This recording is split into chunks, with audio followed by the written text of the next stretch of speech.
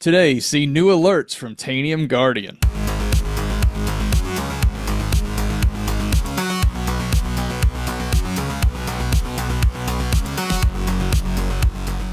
Welcome back to Tanium Tech Talks. I'm your host, Ashley McGlone.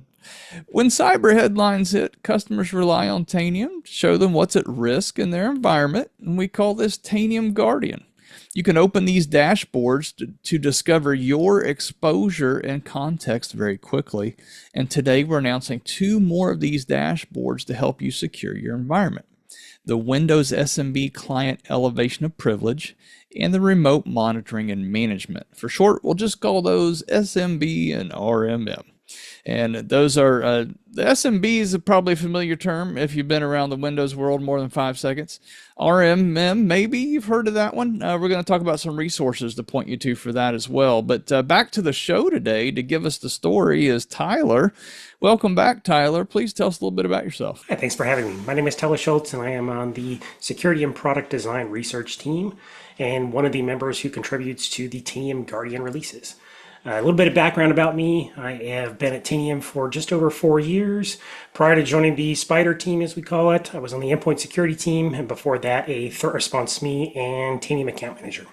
So, Tyler, what are these specific vulnerabilities that, you know what, before we get to that, there might be some people watching this episode who don't know what Guardian is. Why don't we just start there really quick, and then we'll get into these specifically. Sure. So Tanium Guardian is expert human curated content related to different aspects of risk. So when you see the little lightning bolt icon here, there's different items that we'll cover, one of which you may have seen an alert for your environment, which was the SMB vulnerability. So anytime there's a emerging issue, vulnerability, or a particular persistent risk, like what we're going to get into with remote management and monitoring, Guardian will produce content that helps you scope that particular aspect of risk. And then where able, we'll give you recommendations and the ability to take action from a dashboard on how can you make yourself more secure? How can you mitigate the vulnerability? How can you remediate the vulnerability or reduce risk? What kind of success stories have you heard from customers using the Guardian dashboards? So for the VMware vulnerability last year in like May timeframe, March timeframe, there was customers who were like, we didn't know we had this in our environment, and we didn't know it was also on Linux. So giving them the, I didn't know I had this kind of revelations been awesome.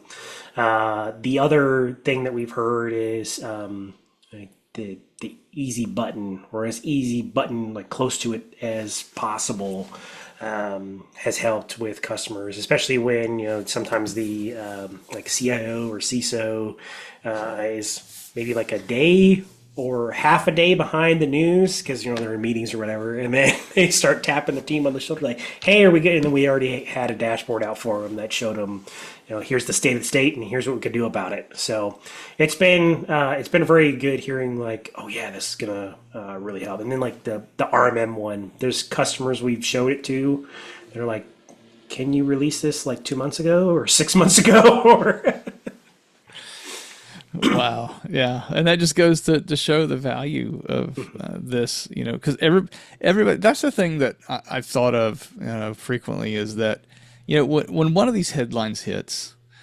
every company in the world has their security team in a war room locked down trying to figure it all out, and everybody's scrambling.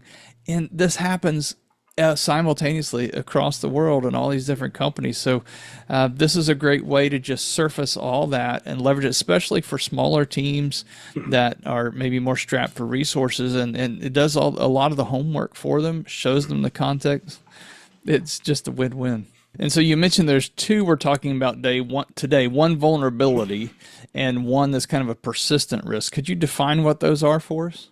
Sure. So the vulnerability, you probably familiar with Patch Tuesday, second Tuesday of every month. Windows has different patches available for security fixes and bug fixes. Similar things happen at a different cadence for your browser, for Mac OS, Linux, and so forth. And so we have for the SMB vulnerability server message block, which is related to file sharing and inter-process communication. And so for that particular vulnerability, there's a bug in the code that could result in local privilege escalation, to where an attacker with a low privilege account could escalate to administrator or system, thereby increasing their ability to take action on an endpoint and evade security controls. This type of vulnerability is just it's a bug in the code. There may be a mitigation for it, in which case we have a mitigation in the dashboard where before the patch is out or before you apply the patch, you can do something to mitigate the risk of exploitation. In terms of risk remediation, patching the vulnerability is the way to go because that removes the threat vector of that security flaw in that code is no longer present. So then your risk is reduced.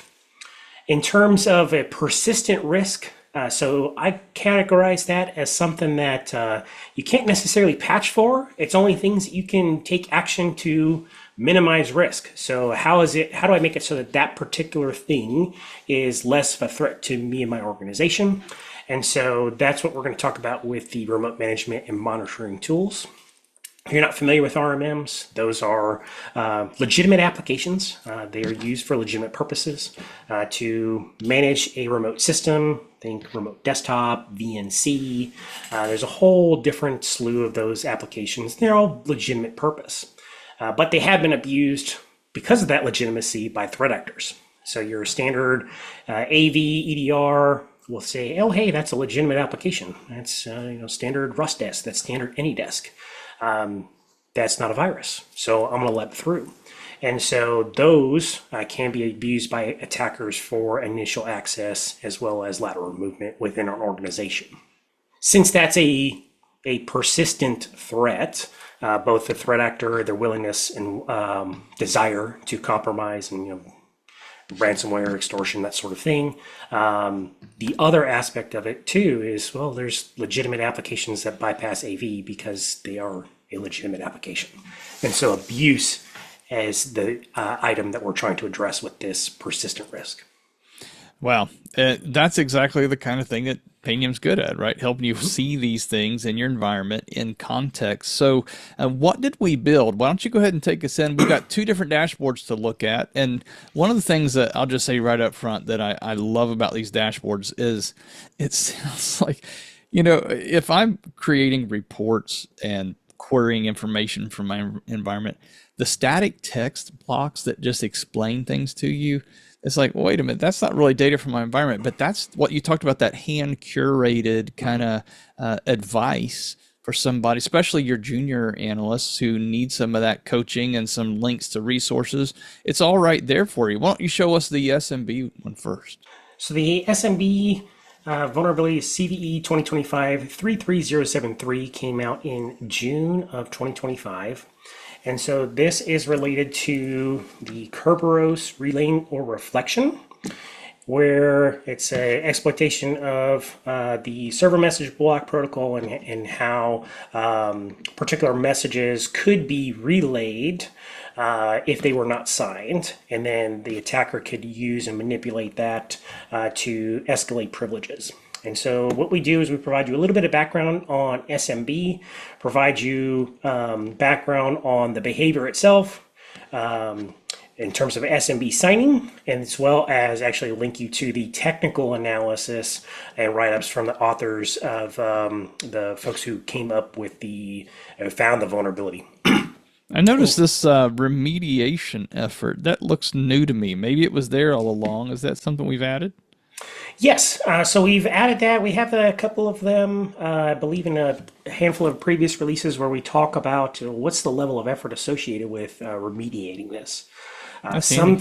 Some things are simple, like this one. It's apply the patch or apply the mitigation. Ideally, you do both.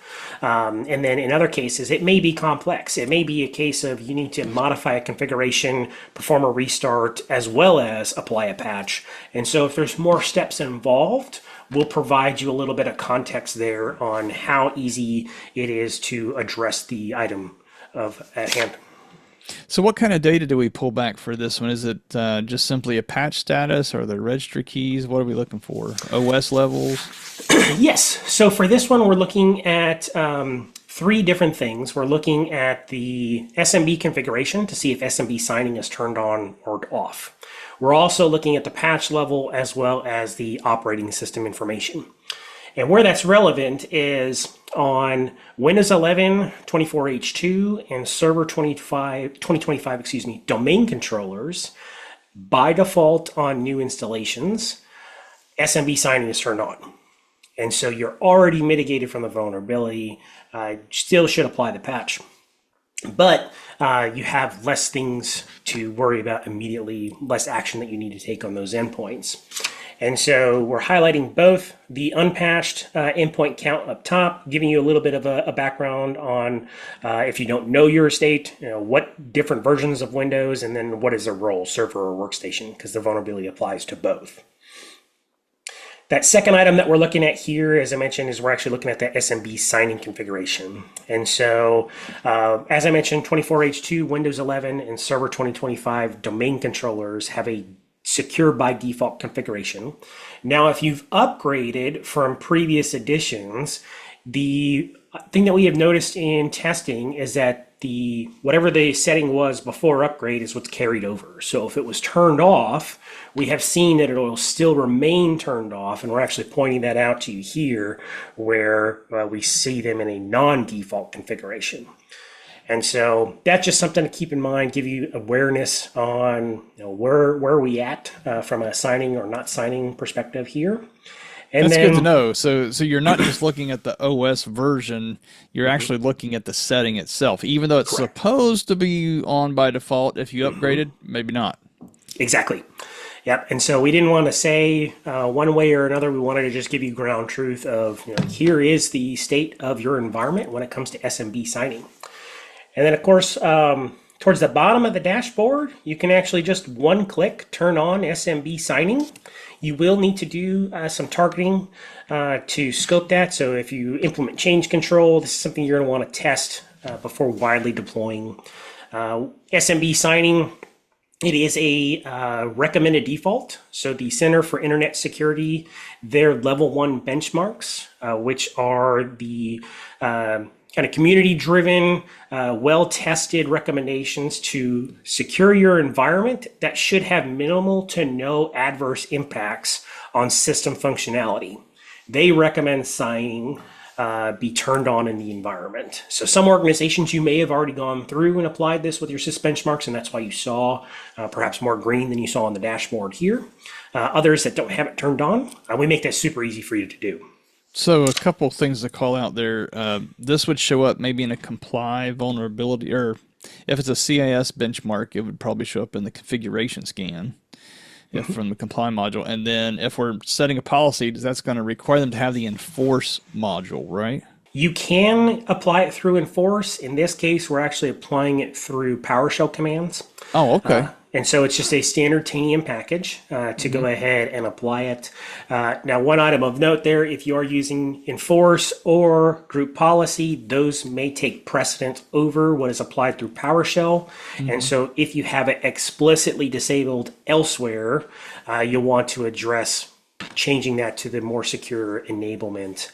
The package does allow you to do that on an endpoint basis, but anytime that configuration reapplies on that endpoint, if it is explicitly disabled, then it'll override what the package sets. That's good to know.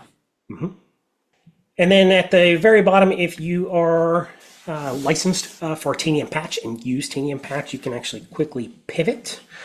Just click here on the dashboard and it'll actually take you to the patches for this CVE, and then you can go through and do your standard deployment through Tanium Patch. Man, I don't know if you can make this any easier. This is really nice. Yeah. Yeah, and the thing about this, is you said you start with a lightning bolt. So when you see a little red number on the lightning bolt, folks, in your Tanium console, that means you got something to look at over there. That's could be a potential headline kind of cyber article, breaking news thing. So it's going to give you that context, and so then you've got two different remediation options right there.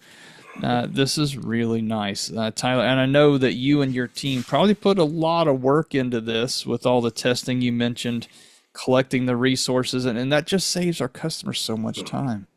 Yeah, very good. So, what about this RMM situation?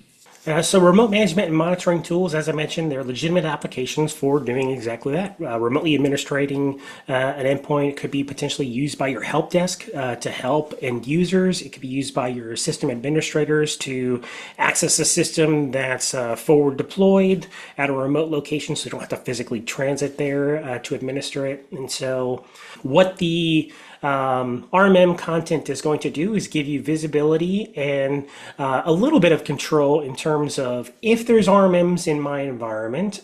Ideally, I know which ones they are, right? So for instance, if an organization uses TeamViewer, and that's expected, they would see it on here. But if they don't use, for instance, Rust Desk or Simple Help or Mesh Agent, Mesh Central, then seeing that here would be an anomaly that is worth investigating. And so what we do with this content is we're providing you with an overview of what do we detect that's installed. And then also we provide a little bit of background on other things such as macOS screen sharing, which is a form of remote management built into the Mac itself. We're also looking at VNC applications. And then we're looking at a handful of other things like Tailscale, for instance. And so you can see here, we've got our environment that has a handful of different RMMs in here. We're not looking at the entire, there's over 250 identified RMMs. We're looking at the top 75.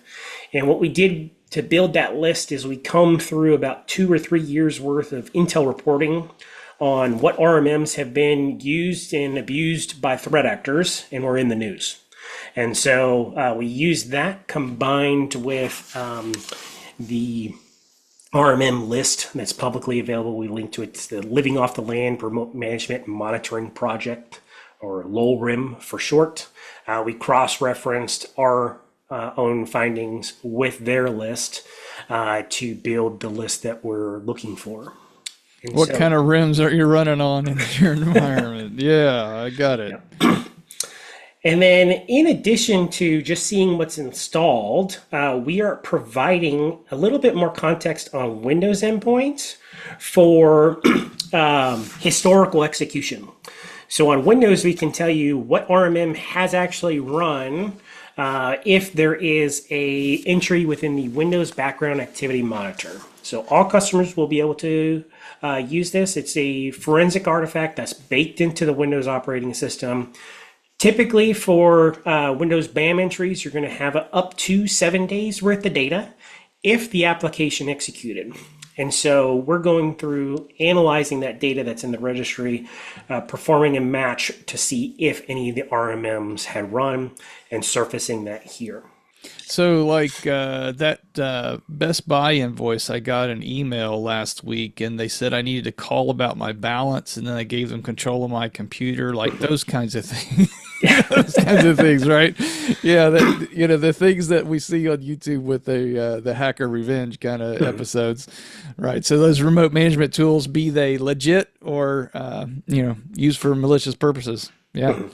Yep. And then on the left-hand side where you see the graph, we're looking at running or recently running RMM applications. This one is cross-platform, so we are looking on Windows, Mac, and Linux, and looking for particular RMMs that have run recently. This is a harvested question, so you can also run the same sensor and see results live. The dashboard's a little bit delayed just because of how the dashboards and collections work. And then the last item that we're doing is looking at running RMMs by named pipes. So named pipes on Windows are a form of inter-process communication. The reason why we're looking at this is for your standard RMMs, Sometimes the attackers try and get crafty and will rename the binary, or they'll put it on a different location within the disk drive. And so instead of it being in the normal place where you would expect, like under program files and to be installed, sometimes they will just drop what's called a portable application. Some of these RMMs are portable, where it's single click, no install, self-contained, and they may do things like renaming it or running it from a non-standard location. But when they do that, if they're not manipulating the source code and then recompiling it, a lot of these RMMs leverage named pipes. And the named pipes either follow a predictable pattern or have a very specific string. And so even if they did all that obfuscation, we have a detection opportunity by looking for specific name pipes or name pipe patterns. And so we're doing that here. As you can see, we have a handful of different VNCs and RMMs. And so we're giving you an additional detection opportunity to see if there is a malicious use of an RMM in your environment, and giving you a little additional context to catch those portable application instances of RMMs. Man, that's just clever. I like that. And then we're also, because VNC is there's a lot of VNC applications. On Windows, there's like over 20, I think. And then it's baked into many Linux distributions, depending on which configuration you use. And then, of course, Mac OS screen sharing is VNC based.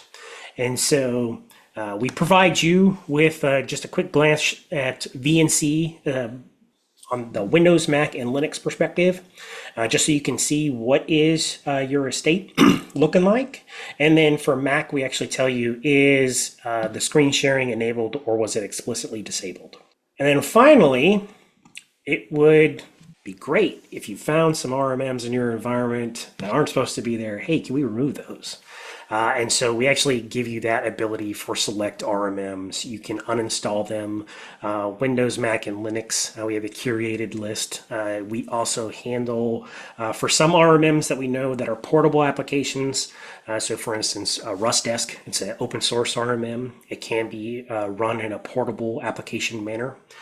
We have the ability to smartly look for both the installed and the portable application versions for select RMMs and clean those up off of the endpoints. And then you'll also see there is reboots recommended. A lot of the vendors recommend a reboot after uninstall. We're not handling the reboot for you. We are giving you targeting information, though, so that you can handle the reboots in accordance with change control and any notifications you need to do. Man, that is fantastic. I'm just thinking, so we've got a package here to do the uninstall, but if I really want, I mean, this whole thing is just an excellent example of defense in depth. We're just looking at all these different angles to see if we can see where it is, any fingerprints. But I think if I were a Tanium admin, I'd probably also want to go into the deploy module. Once I've cleaned it up long term, go in there and just set up some remove software bundles that are just always deployed, always running in the environment. So if it sees one of those get installed, that deploy automatic removal package would just hit those that are not approved in the environment. Yeah, this is great. Exactly right. And so you mentioned Tanium Deploy. We do have that as an option for customers that have Tanium Deploy. There's a handful of these already in the Deploy package gallery, but of course you can create your own removal only packages. And then we do make mention of Tanium Enforce. So if you are a Tanium Enforce customer and want to use AppLocker on Windows, you can actually do some blocking of these RMMs. Specifically, what comes to mind is the portable application use case. So like RustDesk and AnyDesk, for instance, those are two that I know of that can be run in that portable manner. So you can actually go through, set up AppLocker rules with Enforce to block those from being executed. The other thing that we're not shipping with the dashboard, but we are going to provide guidance, is if you are a threat response customer, we give you detection guidance on how you can use threat response unique capabilities as well. So how can you locate RMMs on disk using index sensors, various trace-related sensors to look at process activity. So that background activity monitor sensor I mentioned, it's going out for all customers.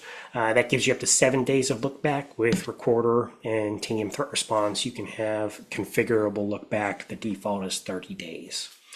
We're also giving you some downloadable Tanium signals for some RMMs, which are available in the Tanium Resource Center linked from here.